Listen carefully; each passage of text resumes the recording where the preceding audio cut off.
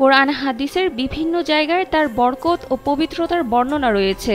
বিশেষ কিছু বরকতপূর্ণ ও পবিত্র ভূমির উল্লেখ রয়েছে হাদিসে। এর মধ্যে সিরিয়া অন্যতম। মক্কা মদিনার পরই যার মর্যাদা স্বীকৃত। এই ভূমির সঙ্গে জড়িয়ে আছে বহু ঐতিহাসিক ঘটনা। আগের মুলকে শাম বর্তমানে কয়েকটি রাষ্ট্রে বিস্তৃত রয়েছে। বর্তমানে সিরিয়া, জর্দান, লেবানন ও পূর্ণ ফিলিস্তিন ভূখণ্ড প্রাচীন মুলকে শামের অন্তর্ভুক্ত ছিল। ভবিষ্যতের ও কিয়ামত পূর্ব বহু ঘটনার সঙ্গে এ অঞ্চলের নিবিড় সম্পর্ক রয়েছে। রাসূলুল্লাহ সাল্লাল্লাহু আলাইহি ওয়াসাল্লাম শামের ব্যাপারে বিভিন্ন ভবিষ্যৎবাণী করেছেন, যা এ অঞ্চলের গুরুত্বকে বাড়িয়ে দেয়। বাংলাদেশের একমাত্র মাল্টিন্যাশনাল টাইলস ব্র্যান্ড আরিকি সিরামিক্স। আল্লাহর ওলিদের বিশেষ দল রয়েছেন এই শাম দেশে।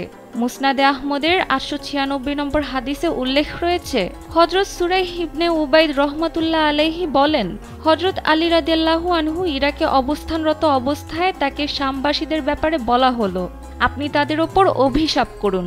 তখন তিনি বলেন, না, আমি রাসূলুল্লাহ সাল্লাল্লাহু আলাইহি ওয়াসাল্লামকে বলতে শুনেছি যে শাম ভূখণ্ডে আল্লাহর ওলিদের বিশেষ দল থাকেন। তারা 40 জন থাকেন।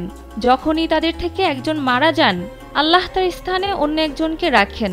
তাদের বরকতে বৃষ্টি হয় ও শত্রুর ওপর জয় লাভ হয়। ভবিষ্যতে তাদের উছিলায় শামবাসীদের থেকে আযাব উঠিয়ে নেওয়া হবে। সিরিয়া মুসলিমদের দ্বিতীয় হিজরত ভূমির দেশ হিসেবেও পরিচিত।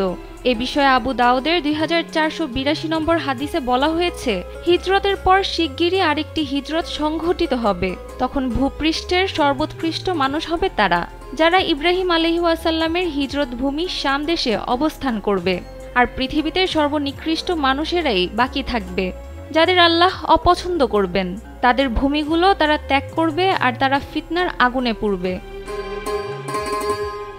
মহাযুদ্ধে মুসলিম বাহিনীর সেনা ছাউনি হবে শাম দেশে। ইমাম মাহদির খেলাফত ও ভূমিধসের ঘটনাও ঘটবে এই সিরিয়া জুড়ে।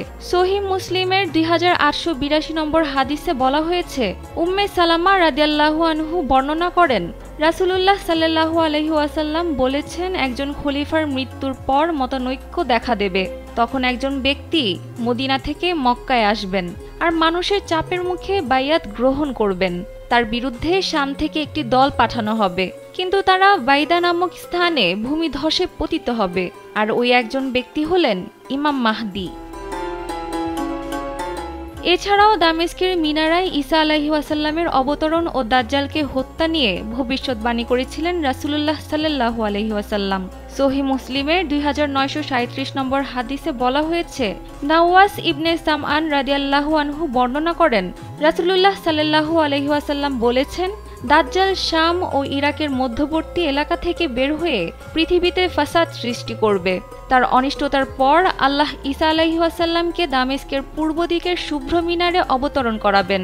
ঈসা আলাইহিস সালাম দাজ্জালকে হত্যা করবেন শামের বাবে লুদ নামক স্থানে, যা বর্তমানে তেল আবিব থেকে মাত্র 15 কিলোমিটার দক্ষিণ পূর্বে অবস্থিত।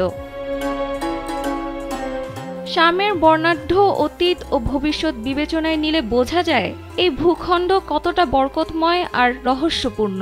রাসূলুল্লাহ সাল্লাল্লাহু আলাইহি ওয়াসাল্লামের হাদিসে বর্ণিত এসব বার্তা মুসলিম উম্মাহর জন্য বিশেষ গুরুত্ব বহন করে, যা প্রত্যেক মুসলিম উম্মাহর জন্য জানা খুবই জরুরি। সানজিদা ইসলাম, কালবেলা।